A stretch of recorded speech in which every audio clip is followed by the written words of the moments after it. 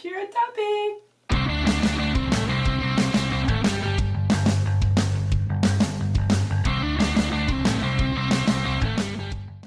Hi guys, welcome again on my channel. I think today is a good thing to be in my bathroom because our topic is related. I'm going to talk about the instinctive bleeding. Indeed, I met two charming people recently and we've had discussion about that topic. I felt it was the occasion to make a new video. So, what is instinctive bleeding? It's the action to retain your menstrual flow with your pelvic muscles. Here we're not talking about uterus muscles or really higher part of the uterus because you're not able to consciously control these muscles. However, you can control your pelvic floor muscle, and that's what you use if you want to retain your menstrual flow. It is the same muscles that you use for number 1 and number 2. How did I heard about it? Well, I think it's 5 years ago. I was looking for new solution for my menstruation. The classic solution were not working with me. Pads and tampons were really irritating, and I was surfing on the internet, and while I read about the cup and the period-proof underwear, I also heard about the instinctive bleeding. At first, I don't think I was really conscious that I was doing it, but I'm pretty tonic down there, and I've noticed after a few times that I was able to retain my flow. I was doing instinctive bleeding. It took me a while to really consciously practicing it.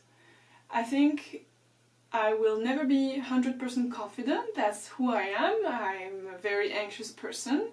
Usually what I do for my period, I use a combination of solution. Instinctive bleeding comes into that. Also, it really depends on how heavy is your flow and at what time of your menstruation you are.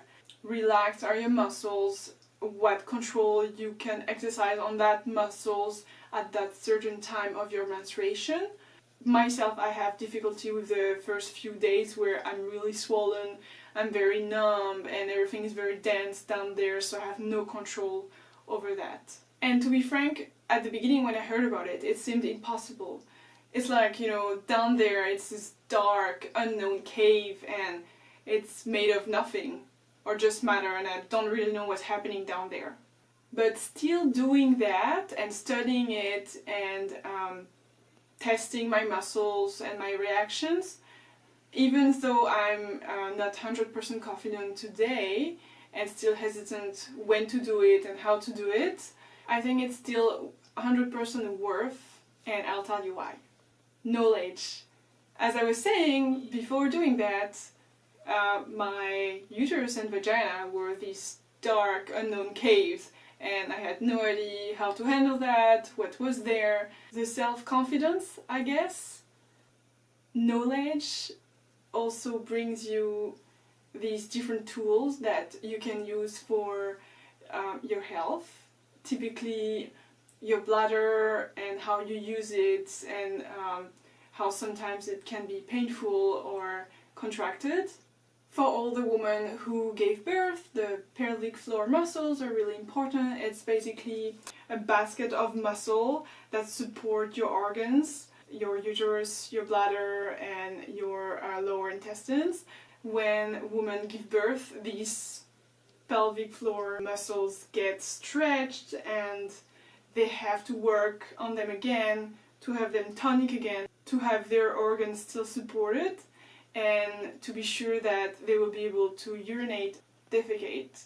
Moreover, when you get older, you could have problems of incontinence, so it's also important to work on that muscles. Also, there's something important is about your sexual health. Working on these pelvic muscles, so the muscle you use for instinctive bleeding, brings you also awareness on your climax. Part of these muscles are also contracting when you have an orgasm. It's interesting to see the interconnection in between all of that, and how even if you don't manage 100% to use instinctive bleeding, you still have brought this awareness in this part of your body, and it's not that often that we do that. You're not using any pads or any tampon, so you are producing less waste, which is always a good thing nowadays. How to start? I would say that if you're not used to explore this part of your body, you could start by watching with a mirror how it looks like. You could also start gently touching with your palm, so applying your palm on your vulva and making small exercise to see how you can contract and release, just to see if you have more consciousness, more awareness in this part of your body. Some women are unable to tell if they're contracting or not. They don't know what muscles I am actually referring to. So just applying your palm on your vulva and on your thighs and trying to contract or trying to do something internally, like maybe what do you do when you want to stop urinating? Then do that and see if you feel anything with your hands. And then after, it's just playing games, meaning, you know, just training and gaining confidence and awareness into this movement and this contraction and these muscles. They're muscles, so you can train.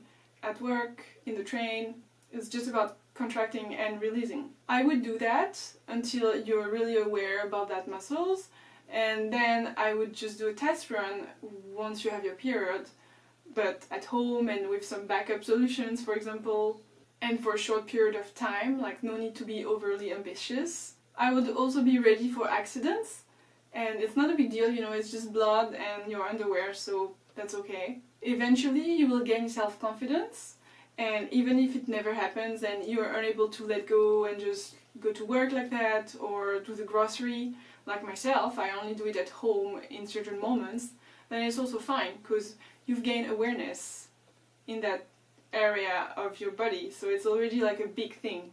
And again, I think it's just a combination of different solutions, so no need to feel this pressure that you have absolutely to succeed. What I heard, and I heard some disturbing stuff around that, I've heard that instinctive bleeding could be a new injunction to control your flow and control your period. I don't think that's meant in that situation. I think it's more, again, what I was saying about bringing more awareness into your body, and that's it. There's no pressure to succeed, or at least I don't see it that way. I've also heard that it could be a danger because you're holding your menstrual flow. Menstrual blood is supposed to cleanse your uterus and vagina, so that's why it's important to release. I've never heard about a woman who's just, you know, keeping all her blood inside for 8 hours. I don't think that happens, so I guess you're safe on that side. I've also heard stupid bullshit about reverse menstruation and endometriosis. This has been debunked by scientists now. Basically, reverse menstruation is your menstruation going reverse into your body. It was for a long time believed that it would provoke endometriosis, which is migration of uterus cell into other part of your body. It's not true, and having endometriosis, when I hear that, it makes me crazy.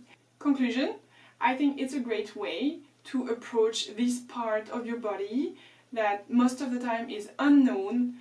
It's also a great way to gain confidence, to gain knowledge, and if you don't manage, then you know what? That's okay. Maybe it's just not for you, maybe it's not just the moment. It's not a big deal. What about you?